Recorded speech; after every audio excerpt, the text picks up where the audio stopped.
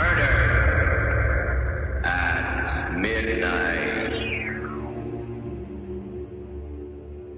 I'm Rod Serling. You're listening to the Zero Hour.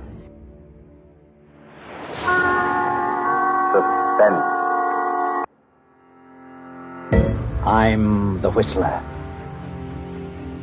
Yours truly, Johnny Dollar.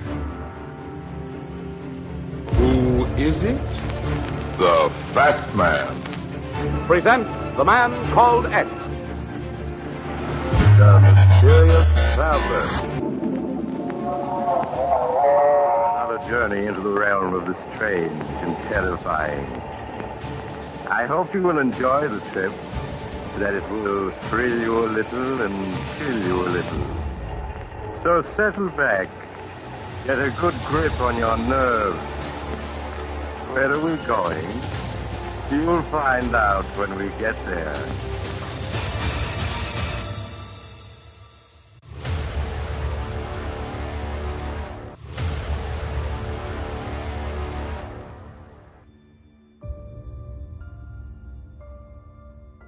Hello everyone, and welcome to Drama and Theater, brought to you by Duane Old Time Radio.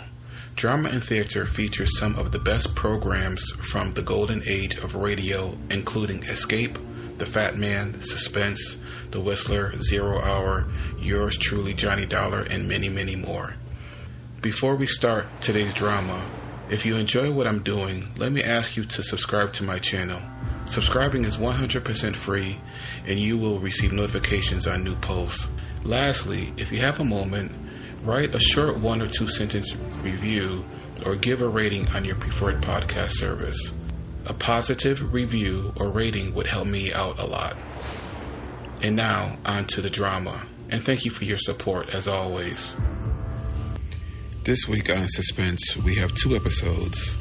The first is titled In the Dark, September 3rd, 1942. The second is The Lord of Witch Doctors, October 27th, 1942.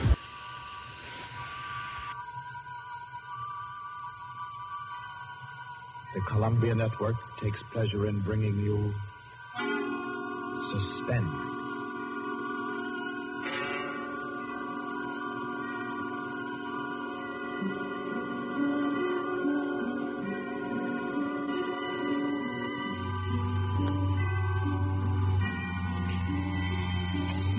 Suspense, Columbia's play theater of outstanding thrillers, produced and directed by William Spear and scored by Bernard Herrmann.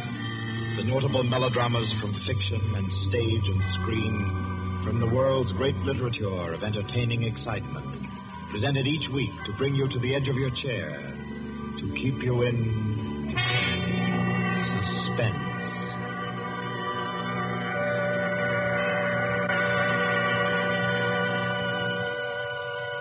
Tonight's story, by America's distinguished author-playwright Owen Johnson, gathers its suspense in a very gentle way. It doesn't have a spectacular finish, garnished with revolver shots. There are no graveyard watches. There's not so much as a single lifeless body, identified or unidentified. It's a tale told in a club room, the Artists and Writers Club in New York. A tale of high-class robbery and suspicion, and of how some ladies and gentlemen nervously counted 100 in the dark.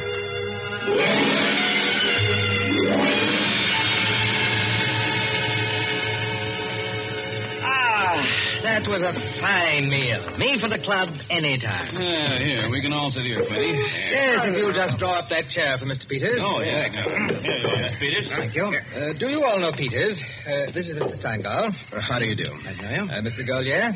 Oh, I agree with Matt. Oh, yes. Oh, you know each other. Yes.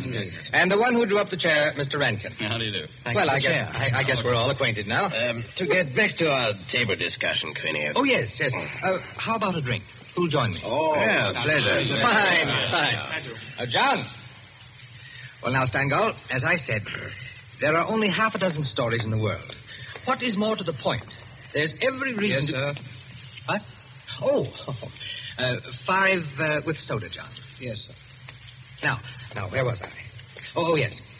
What is more to the point, gentlemen, is the small number of human relations that are so simple and yet so fundamental that they can be eternally played upon, redressed, and reinterpreted in every language, in every age, and yet remain inexhaustible in the possibility of variation. Well, that's true, of course. It's very possible. Take the eternal triangle. 2 men and a woman, or 2 women and a man. Its variations extend to thousands. That right, Rankin? Well, in a way. Ah, here we are. Set them down right there, John. Very well, sir. A little soda. Here you are. Thank you. And you.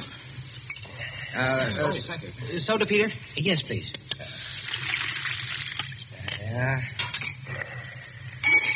Another one. Here you are. Thanks. And here's yours. Thank you. And now, a little soda in mine. Well, here's to you all. Cheers.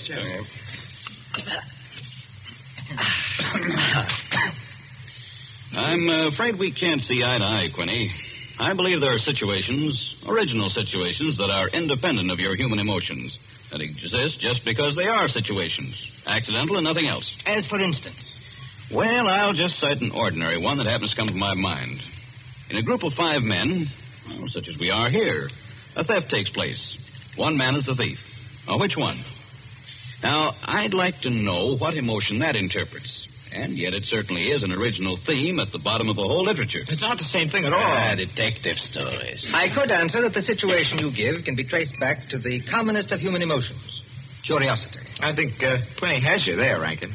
What is the peculiar fascination that the detective problem exercises over the human mind? You will say curiosity. Yes and no. Admit at once that the whole art of a detective story consists in the statement of the problem. Anyone can do it. I can do it. Steingall can do it. Rankin, I believe even you can do it. The solution doesn't count. It is usually banal. It should be prohibited. What interests us is, can we guess it? There you have it. The problem, the detective story. Now, why the fascination? I'll tell you. It appeals to our curiosity. Yes. But deeper, to a sort of intellectual vanity. 5 men present. The theft takes place. Who's the thief? Who will guess it first? Whose brains will show its superior cleverness? You see? That's all. That's all there is to it. Out of all of which, the interesting thing is that Rankin has supplied the reason why the supply of detective fiction is inexhaustible. It does all come down to the simplest terms. 5 possibilities, 1 answer. Well, the reason is that the situation does constantly occur. It's a situation that any of us might get into any time. Yes, I know of an incident of that kind that happened to a friend of mine last month. Of course, gentlemen. You are glorifying commonplaces. Every crime, I tell you, expresses itself in the terms of the picture puzzle that you feed to your 6-year-olds. It's only the variation that is interesting. Take the well-known instance of the visitor at a club and the rare coin, for example. You all know that story. You've heard it, haven't you? I don't think I have. Sure. Why, it's very well known. Oh, go ahead, Quinny. Tell it. A distinguished visitor is brought into a club. A dozen men, say, present at dinner, long table. Conversation finally veers around to curiosities and relics. One of the members present then takes from his pocket what he announces as one of the rarest coins in existence. Passes it around the table.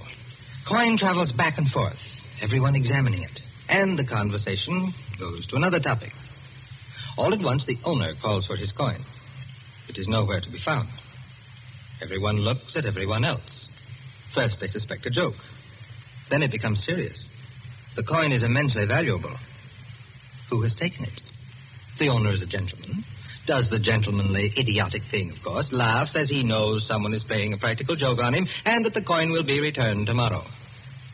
The others refuse to leave the situation so. One man proposes that they all submit to a search. Everyone gives his assent until it comes to the stranger. He refuses, curtly, roughly, without giving any reason. Uncomfortable silence. The man is a guest.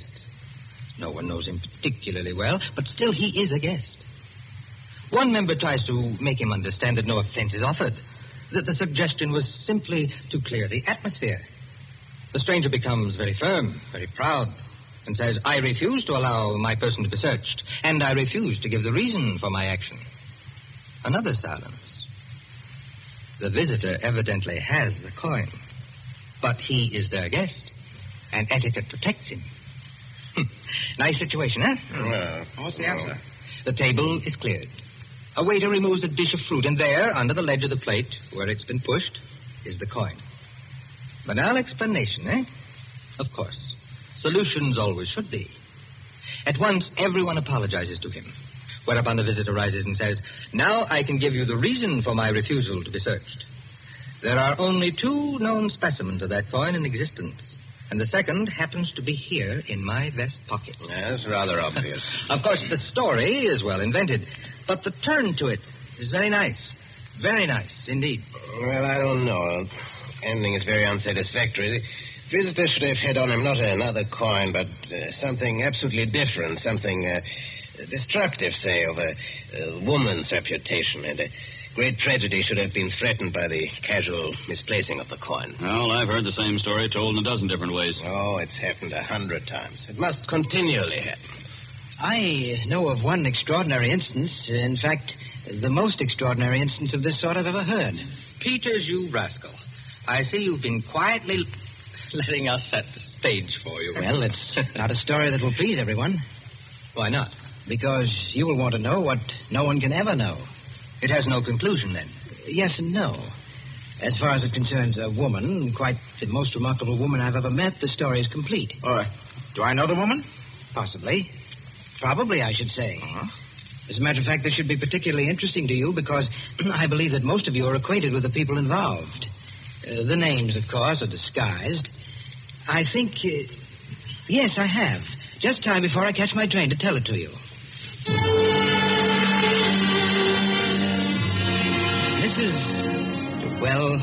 Mrs. Rita Kildare inhabited a charming bachelor girl studio.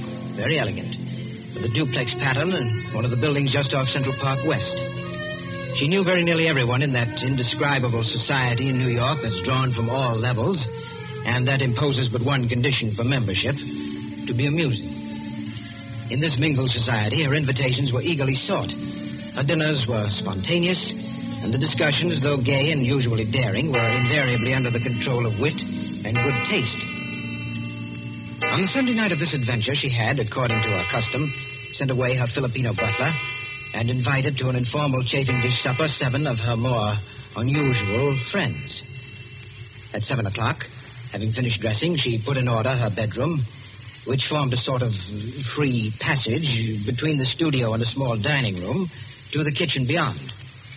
Then, going into the studio, she struck a match and was about to light the candlesticks which illuminated the room when the bell rang. And a Mr. Flanders, a broker, compact, nervously alive, well-groomed, was waiting as she opened the door. Well, you're early. On the contrary, you are late. Well, in any case, hello, and come inside.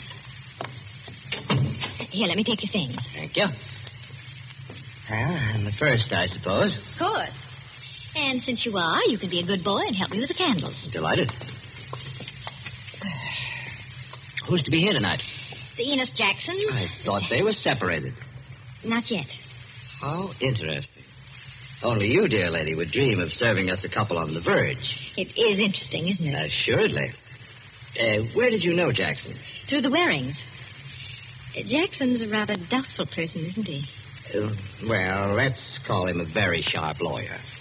They tell me, though, he's been gambling pretty much. In deep. How about yourself? Me? I'm a bachelor. If I lose my shirt, it makes no difference. Is that possible? Probable, even. Who else is coming? Oh, Maud Lily. You know her? I don't think so. You met her here some time ago. A journalist. Oh, yes, of course. I'd forgotten. Mr. Harris, a clubman, is coming, and the Stanley Cheevers. Stanley Cheevers? Are we going to gamble? Don't tell me you object. Certainly not. Only the Cheevers. They play quite a game. Yes, well united. They have an unusual streak of good luck. Oh, by the way, it's Jackson, isn't it, who is so attractive to Mrs. Cheever? Quite right. What a charming party. Where does Maud Lily come in? Don't joke. She's in a desperate way. And young Harris? Oh, he's to make the salad and cream the chicken. See the whole party. I, of course, am to add the element of respectability. Of what? Don't play baby with me, my dear Flanders. I apologize. That's better. No one, of course, knows who else is coming. No one, of course.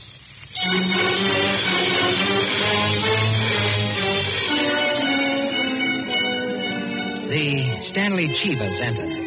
A short, fat man with a vacant, fat face and slow-moving eye, and his wife, voluble, nervous, overdressed, and pretty. Mr. Harris came in with Maud Lily. A woman straight, dark, Indian, great masses of somber hair, held in a little too loosely for neatness, with thick, quick lips and eyes that rolled away from the person who was talking to her. The Enos Jacksons were late, and still agitated as they entered. His forehead had not quite banished the scowl, nor her eyes the scorn. He was of the type that never lost his temper, but caused others to lose theirs. Mrs. Jackson seemed fastened to her husband by an invisible leash. You looked at her curiously and wondered what such a nature would do in a crisis, with a lurking sense of a woman who carried with her her own impending tragedy. As soon as the company had been completed and the incongruity of the selection had been perceived, a smile of malicious anticipation ran the rounds, which the hostess cut short by saying, Well, now that everyone's here, this is the order for the night. You can quarrel all you want, you can whisper all the gossip you can think of about one another, but everyone is to be amusing. Also, everyone is to help with dinner. Nothing formal, nothing serious. We may all be bankrupt, divorced, or dead tomorrow, but tonight we'll be gay. That's the invariable rule of the house. For she's a jolly good fellow, for she's a jolly good fellow, for she's a jolly good fellow, which nobody can deny. Oh, thanks, everyone. Now, if you'll excuse me, I'll get on with the cooking. Harris, I'll need you. Right with you. May I be of any help? Thank you, Ma, dear. Oh, Mrs. Cheever, you might come along, too. All right.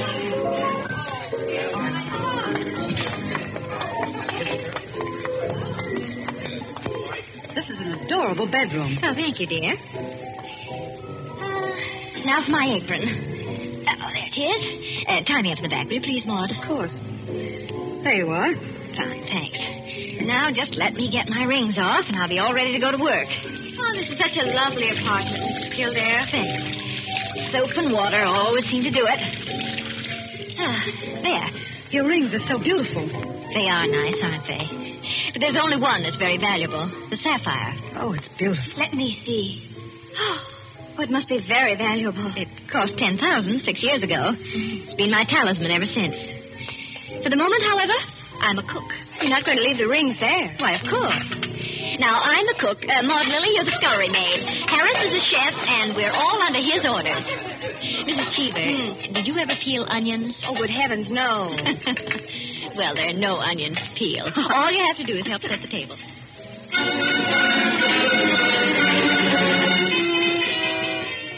Under their hostess's gay guidance, the 7 guests began to circulate busily through the rooms, laying the table, grouping the chairs, opening bottles, and preparing the material for the chafing dishes.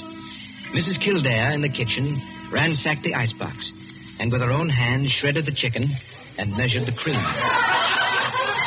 Flanders, carry this in carefully. Cheever, stop watching your wife and put the salad bowl on the table. Everything ready, Harris? All set. All right. Everyone sit down. I'll be right in. She went into her bedroom, took off her apron, and hung it in the closet.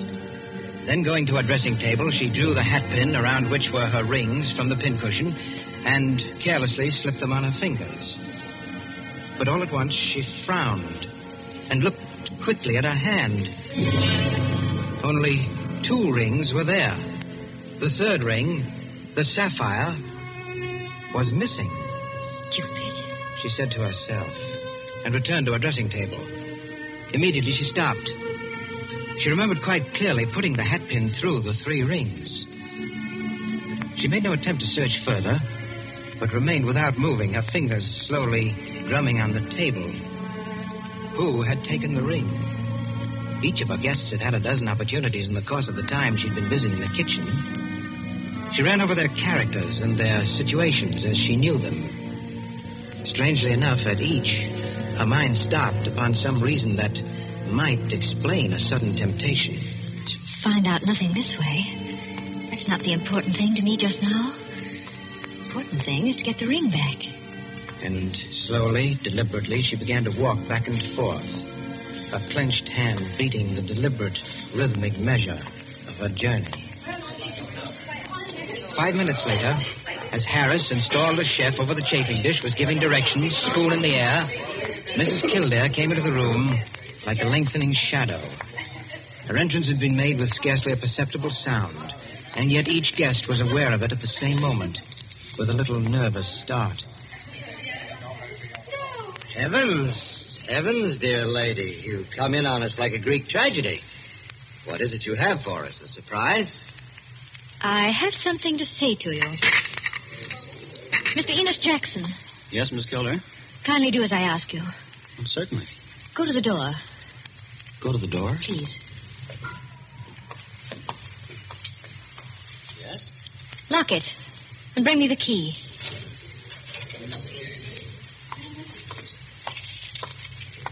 Here you are. You've locked it? As you wish me to. Thank you. Now, the bedroom door. Would you do the same? Sure.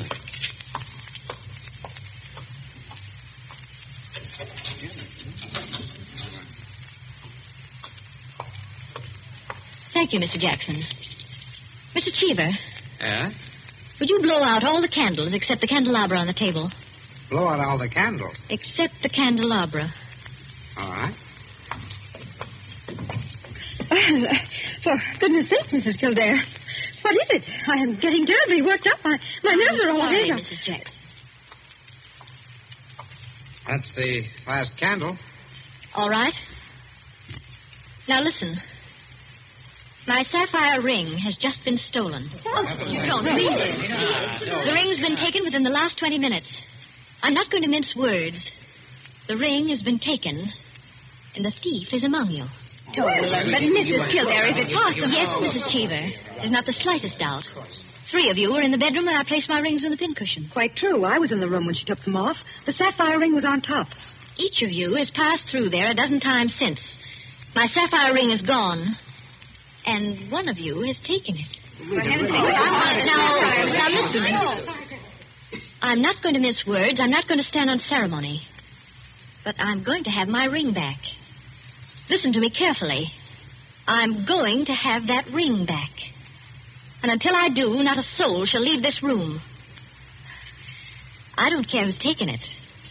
All I want is my ring. Now, I'm going to make it possible for whoever took it to restore it without possibility of detection. The doors are locked and will stay locked. I'm going to blow out the remaining candles in the candelabra, and I'm going to count 100 slowly. There'll be an absolute darkness. No one will know or see what's done. But if, at the end of that time, the ring is not here on the table, I shall telephone the police and have everyone in this room searched. Am I quite clear?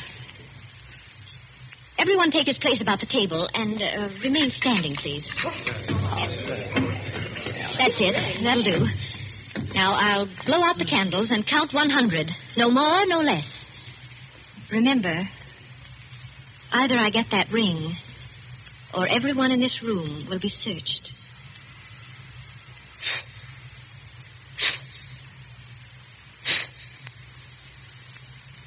One, 2, 3, 4, 5, 6, 7, 8, 9, 10, 11, 12, 13, 14, 15, 16, 17, 18, 19, 20, 21, 22, 23, 24, 25, 26, 27, 28, 29, 30, 31, 32, 33, 34, 35, 36, 37, 38,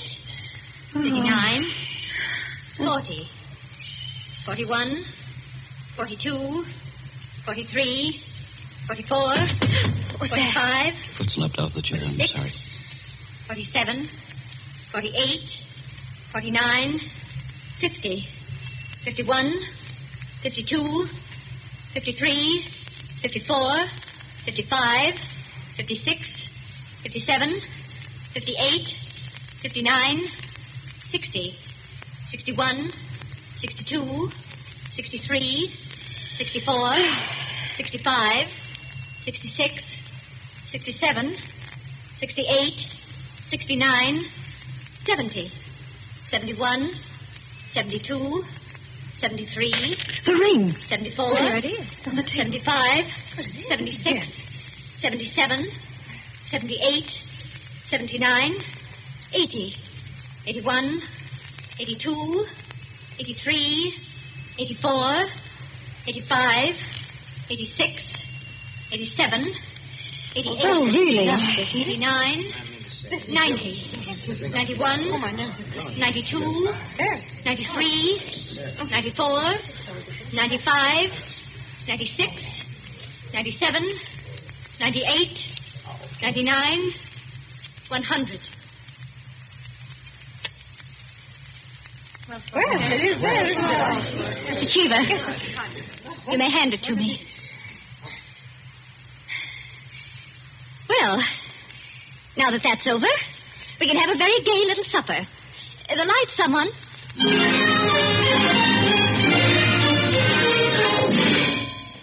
And there you are, gentlemen. Oh, I say, Peters, that's not all. Absolutely. The story ends there? Story ends there. But who took the ring? What?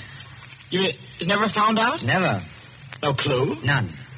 I'm not sure I like the story. It's no story at all. Permit me, it is a story. And it is complete. In fact, I consider it unique because it has none of the banalities of a solution and leaves the problem even more confused than at the start. Well, I don't see... Of course you don't see, my dear Rankin. You do not see that any solution would be commonplace, whereas no solution leaves an extraordinary intellectual problem. Well, how so? Well, in the first place, whether the situation actually happened or not, which is in itself a mere triviality, Peters has constructed it in a masterly way, the proof of which is that he has made me listen. Any of those present might have taken the ring. There are, therefore, 7 solutions, all possible and all logical. But beyond this is left a great intellectual problem. Well, how so? Was it a woman who lacked the necessary courage to continue? Or was it a man who repented his first impulse? Is a man or is a woman the greater natural criminal? Oh, that's simple, Quinny. A woman took it, of course. Well, on the contrary, it was a man, for the second action was more difficult than the first. The man, certainly. The restoration of the ring was a logical decision. You see?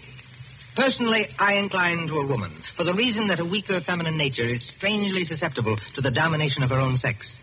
There you are. We could meet and debate the subject year in and year out and never agree. I recognize most of the characters, Peters. Mrs. Kildare, of course, is all you say of her. An extraordinary woman. The story is quite characteristic of her. Flanders, I'm not sure of, but I think I know him. I'm positive I do. Did it really happen? Exactly as I told it. The only one I don't recognize is Harris, your humble servant. What? You, Peters? You were there? I was there. I was Harris. I beg your pardon, gentlemen. Oh, yes, what is it, John? Mr. Peters, sir, your train. You told me to remind you. Oh, thank you. Yes, I didn't know it was so late. Will you gentlemen pardon me? Huh? Of course. Nice to meet you all. Night.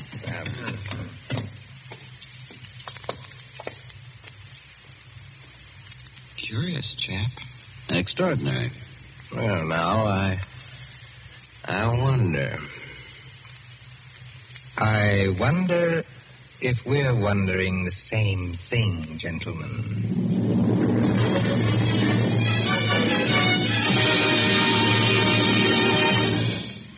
And so, with the enigmatic smile of Mr. Peters, or Harris, ends 100 in the Dark, Owen Johnson's smooth story which gave us tonight's Suspense. Suspense is produced by William Spear. Tonight's radio drama was written by Jack Anson Fink, directed by John Dietz, and scored by Bernard Herrmann. Eric Dressler was Mr. Peters.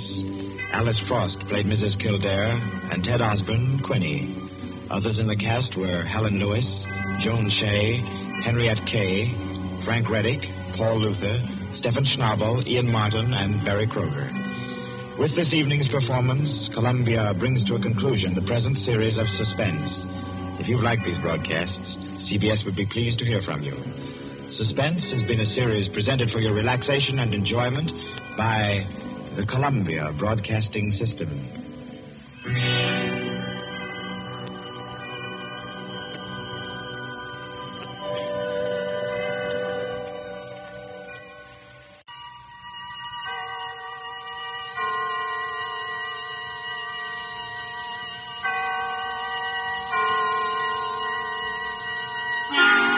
Suspense.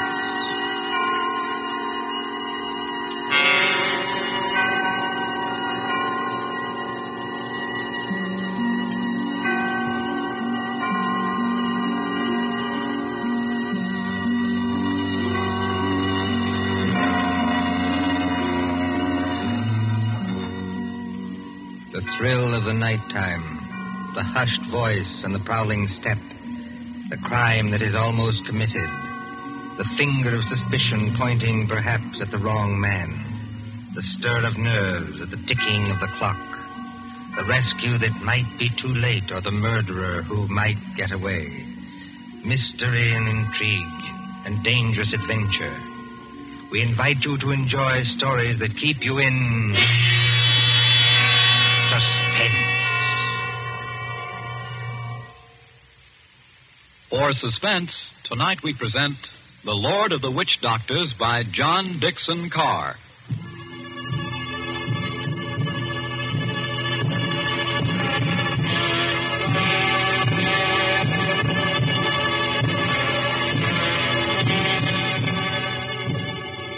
The drums were beating that night. The Lord of the Witch Doctors was on his way. 20 miles off the East African coast, fanned by the blistering heat of the Indian Ocean, lies the island of Zanzibar. Here, many years ago, To be exact, in the year 1889. 3 nations were rivals for trade with the Imperial German Eagle. At Mogadishu were the Italians. A mixed population boiled along that coast, Portuguese, Arabs, Swahili. On the island itself, Sayyid Caliph, Sultan of Zanzibar, ruled the remains of a once mighty empire. Mohammedan Bantus of the tribe of Zeng. Look over there, in the moonlight. That white building, patched and rotted, was the palace where Sayyid Caliph lived with his fat wives and his captive lion. Not far away on the hill overlooking the harbor stood the British Residency. The British resident, or crown official, held uneasy sway against German and Italian influence.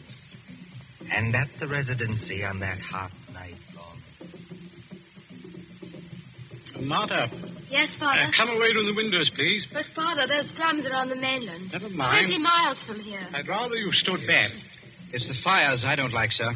You can see the red light all this distance. They're having a beano of some kind. You'd better stand back, too, Mr. Harris. Oh, look here, sir. Yes, Mr. Harris?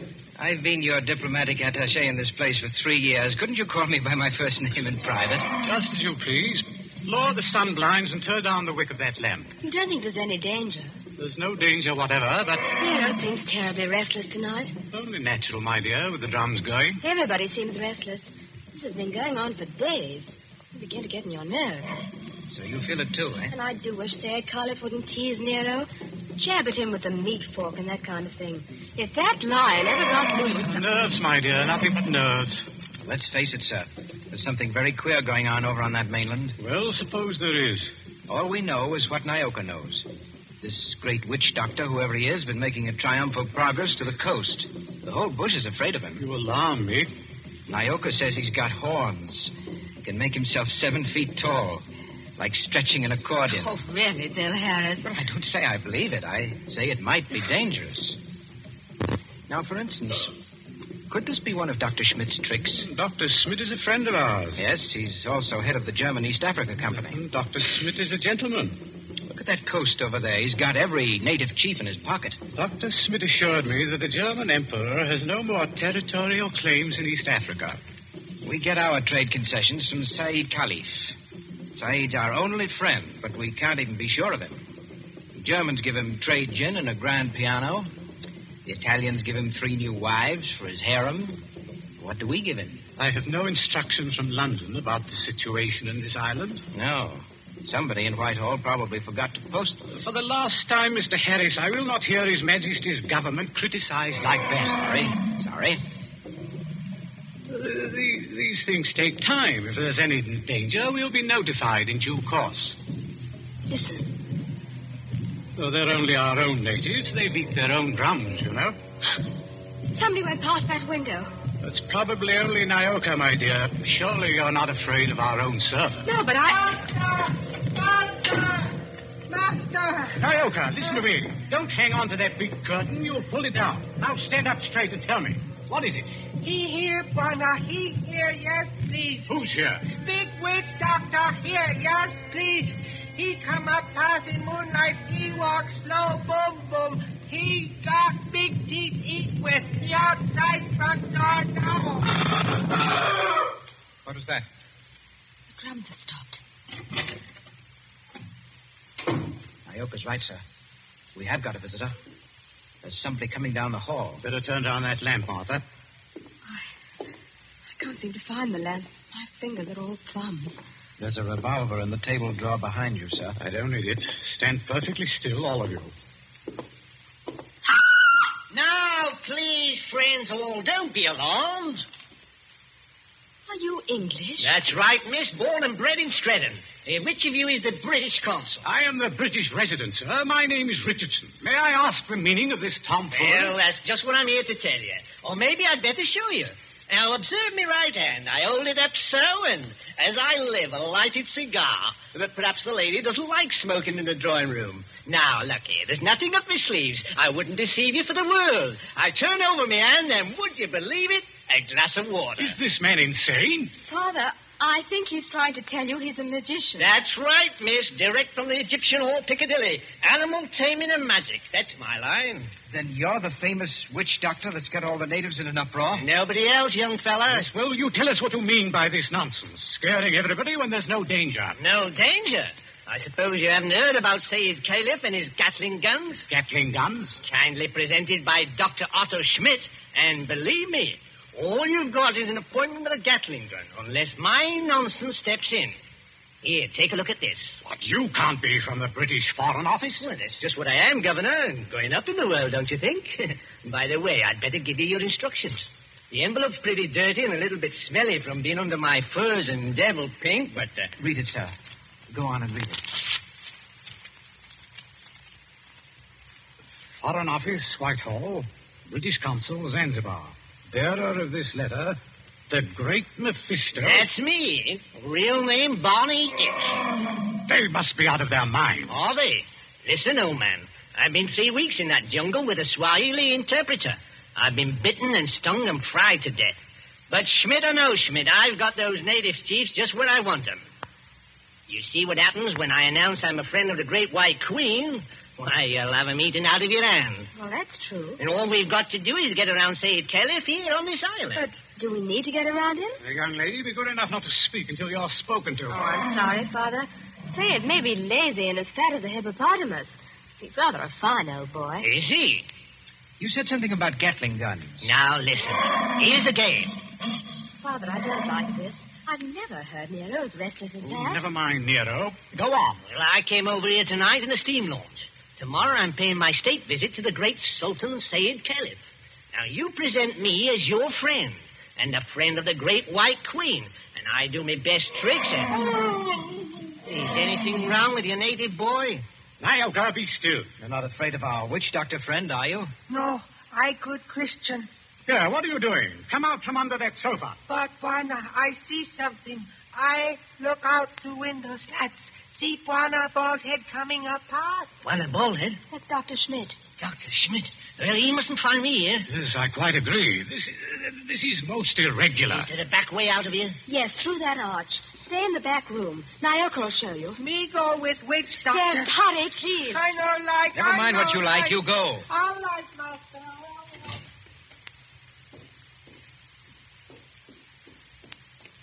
It's all right. They've gone. Yes, about time, too. Well, good evening, Dr. Schmidt. Pleasure to see you. Always a pleasure to see you. Ah, my friends, I wish I could say it was such a pleasure to see you. Isn't it, Doctor? This at any time but now. Do not mistake me, I beg of you. No, it is that confounded line, Nero. Always I say it will happen, and now it has happened. What about Nero? My friends, I regret. Yes, meat is killed. Yes, tasted blood. What's that? You would permit that I sit down and take off my sun helmet. I am not young, and I'm tired. It's not Sayyid Caliph. Yeah, it is so. Yes, this that line once door. Oh, poor old boy. He was our friend. He's not dead. Yeah, I regret. Yeah, he is dead. Sultan of Zanzibar is dead. Oh, Gad. But how did the lion ever get at him? He drank too much pumba. That was his trouble. He got drunk and think he can do too much. So he opened the door and went into the lion's cage. Into the cage? Yeah, would you believe it? Not easily. But it is true. Over the palace there's what you call gnashing of teeth. His son Nobi is in tears. Did you see this happen, Doctor? No. I go there later and they tell me. It's all of us because of some foolish story, doomhead story, that he has been struck over the head and thrown into the cage by someone who did not like him. Well, that's more likely, if you ask me. My friend, it is foolishness. Everybody liked old man. He was a father to his people and a kind friend. Doctor, are you telling us that Said may have been put into that cage unconscious? It is what one African soldier says, yeah. Well, then he may still be alive. Alive? It is impossible. It's more than possible. A lion may maul an unconscious man, but it doesn't often kill him. This is vital. Vital to Said himself and others as well. You're a doctor. Can't you go and make sure? My friend, I regret. I am not that kind of a doctor. Harris, you may be right. I think I'd better go myself. Yes, that's a good idea, sir. I'll stay here and entertain Dr. Schmidt. Unless, of course, he wants to go, too. No. I thank you. I do not like sights of that sort. I have a tender heart and I have illnesses. Besides, you can do nothing. I tell you, he is dead. Yes, we'll see. Martha, you'd better come with me. Your nurse's training may be of some use at last. Of course. Hadn't we better go the back way and speak to Naoka? Yes. Naoka mustn't be troubled in that back room. Very good evening to you, Dr. Schmidt. Mr. Harris, they have good hearts, but they're so foolish. I would give my own right arm to that poor man.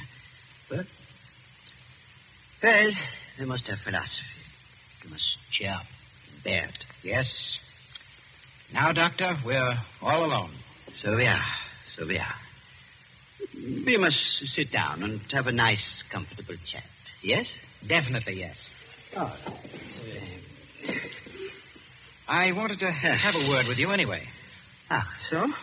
About what, Mr. Harris? Oh, various things. I am happy to give you all the time in the world. I like talking to young people. It makes me feel young again myself. Like, Nobi? Nobi? Said Caliph's eldest son, the new Sultan. One fine young man for a savage. Yes, but weak, easy to manage, and very fond of his father, too. It's a wonder he didn't have the lion shot after they got the body away. Shot with what, my friend? I beg your pardon, but I do not consider the matters funny. No. But shot with what? These brutes, they have nothing but muzzle-loading muskets. Kill Nero with those? No. Suppose they had Gatling guns. Pardon? Just suppose that, of course. Of course. Well? My friend, Gatlings would be of no better use. You only wound. To kill a lion, you must reach the eye or heart with a high-power bullet. What is the matter with us? Why are we talking of these things? Talking of death, you mean? Of Said Caliph, who gave all the trade concessions on Zanzibar to the British? My friend, I was talking about express rifles. Look here, don't you find it warm in here? Yeah, a little. Yes, it smells of animal's fur, doesn't it? I'll just raise those sun blinds. No. You must not trouble yourself to do that. It's no trouble. I beg of you not to trouble. It is not necessary. Doctor, you've been mopping your forehead ever since you've been here. Little fresh air never hurt anybody. Here. Yeah. Isn't that better? Much. Why not sit down, my boy, and we have a nice chat? Fine enough night. No smell of the animal's cage here. My friend, you talk like a hunter. Yes. Or a victim. Yes, it's a fine night. At least for this part of the world. Fire's still burning on the mainland. I wonder if that's a good sign. Of what? I wish I knew. And the sea is like skim milk under the moon. And...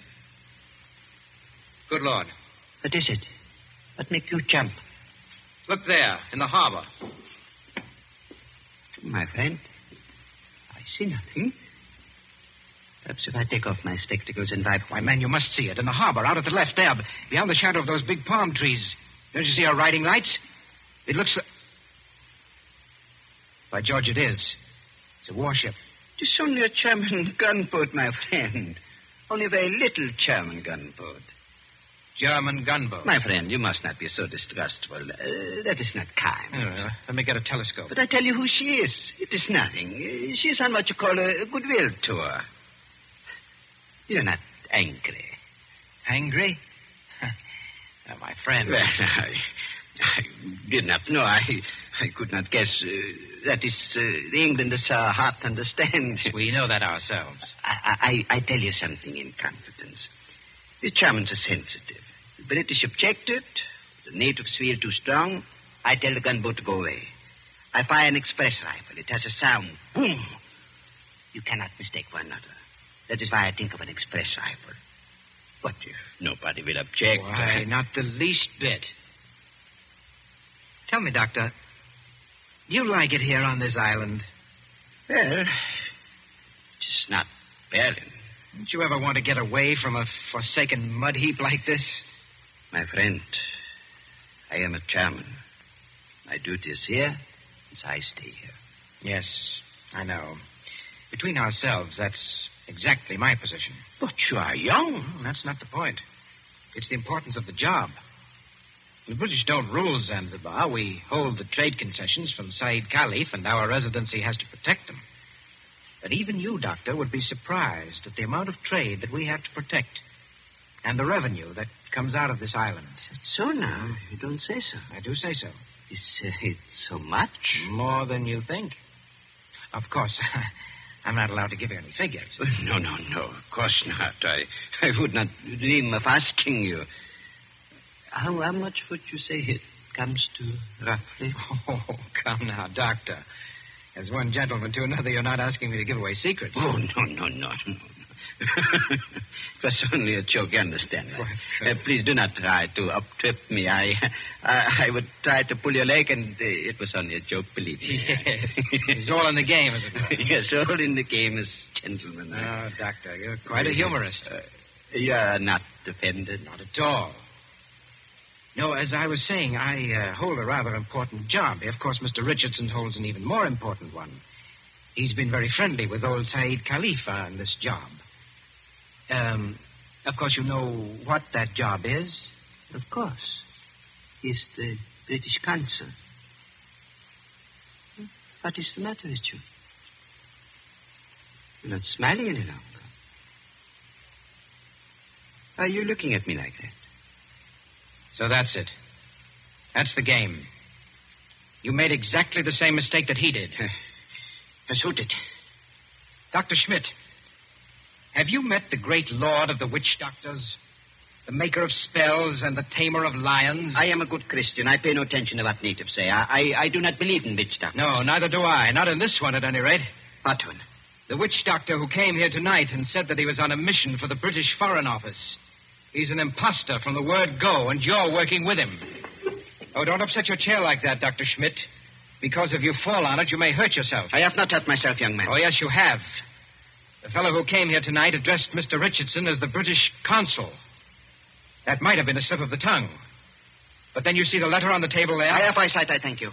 That letter is supposed to come from the Foreign Office, and it calls him the British consul, too. I heard it read aloud.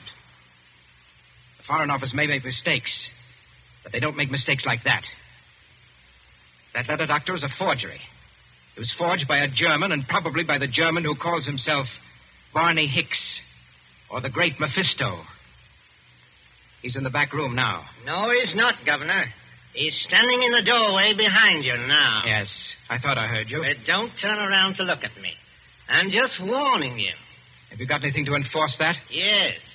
I've got a 500 express rifle that could smear you all over the opposite wall. Karl, was du auch immer tust? No, Unter keinen... Well, if you fellows are going to shoot me, I wish you'd speak English about it. Karl, I beg of you. No. Don't fire that rifle. Exactly. You see, Carl, I'm turning around. This is all very... now, Carl. You see what the doctor means, Carl? If you fire that rifle, you'll send your gunboat out of that harbor just when you need it. Isn't that the signal, Doctor? To send the gunboat away? Carl, I beg of you. Yes, it is. Very simple, economical German signal. So, you two killed Said Caliph. That is slander. That cannot be proved. Had to do it, I imagine. Said was the one chief that you couldn't buy or frighten with your witch doctor, so you got rid of him. Tomorrow morning, the witch doctor would have appeared. He'd have scared the daylights out of a weak and superstitious son, Noby. I told you I was fairly good at my work, Governor. And I am. Yes, and then the witch doctor would have taken over everything. The British resident had to be bamboozled for 24 hours to keep him out of the way with a ghost story about a British agent. And there was a gunboat in the harbor in case of trouble. Slight mistake there, Governor. There is a gunboat in the harbor. Yes. It's really worked out beautifully. The Emperor should be pleased. I don't think your White Queen will be very happy, though. I'm the great witch doctor to that fighting mob over there.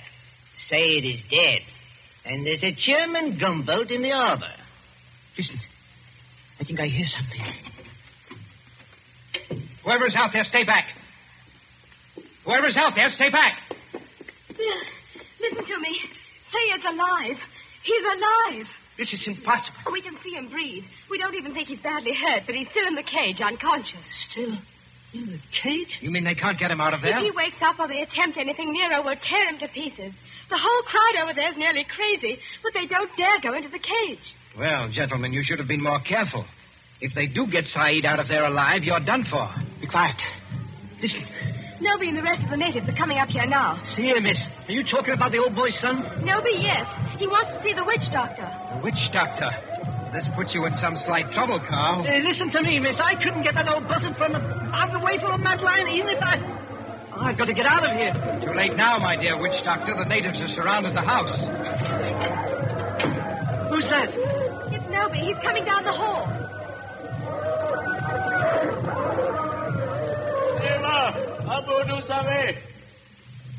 I Noby. Speak white language. Carry Sultan's wand.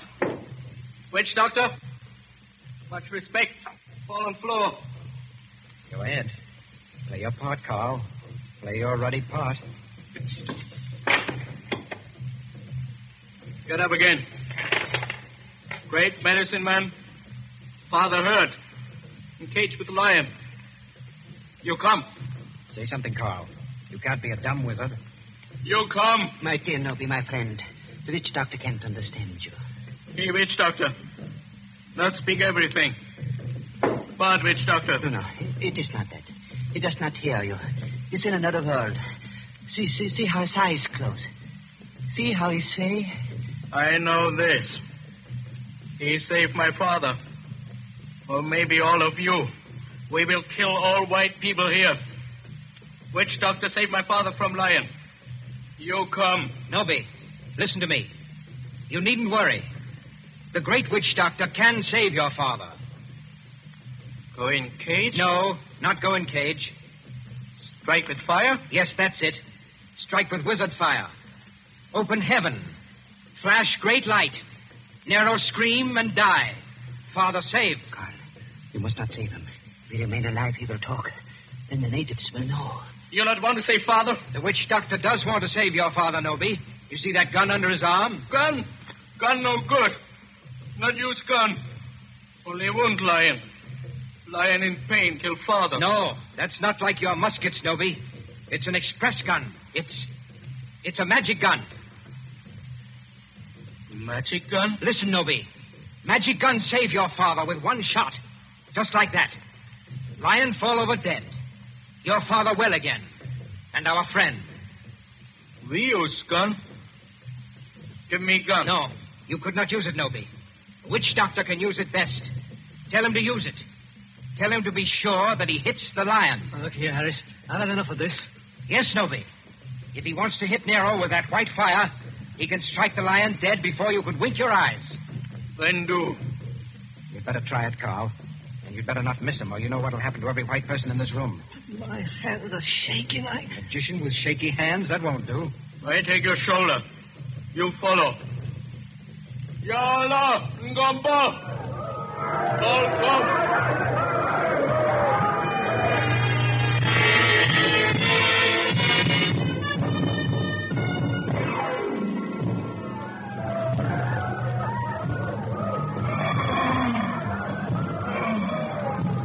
There is cage by palace door.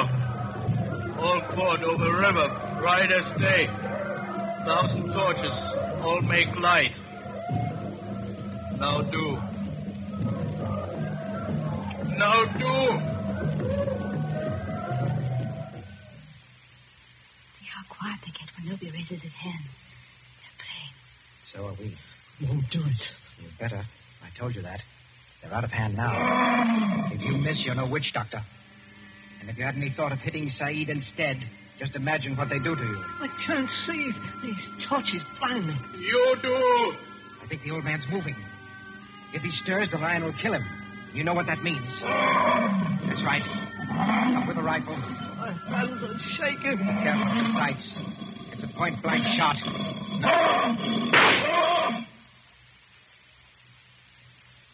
Allah! Furqan! All right, Noby. The lion is dead.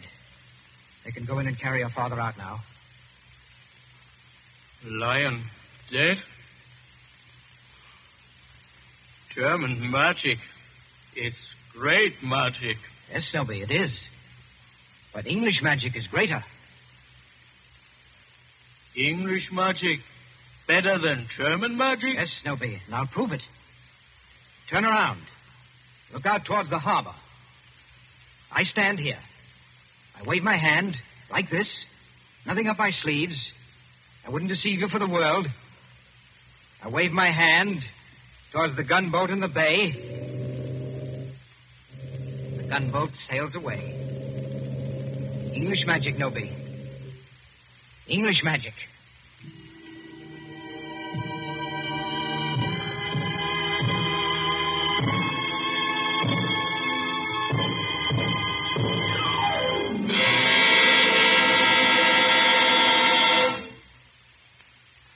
And so ends The Lord of the Witch Doctors.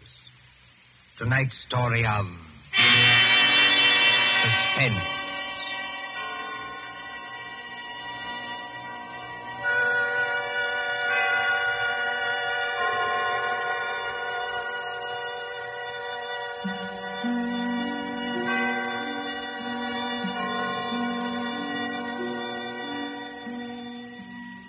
Next Tuesday, when CBS again brings you Suspense, our story will be The Devil in the Summer House. The broadcast for next week only is scheduled for 10 p.m. Eastern Wartime, a half hour later than usual. William Spear, the producer, John Dietz, the director, Bernard Herrmann, the composer-conductor, and John Dixon Carr, the author, are all collaborators on Suspense.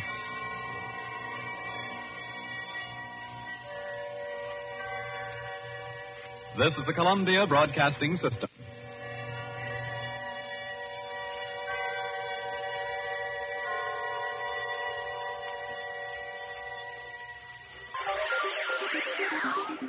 Thank you for listening to and showing your support for my podcast. If you would like to receive notifications of when new episodes are posted, please subscribe to my channel.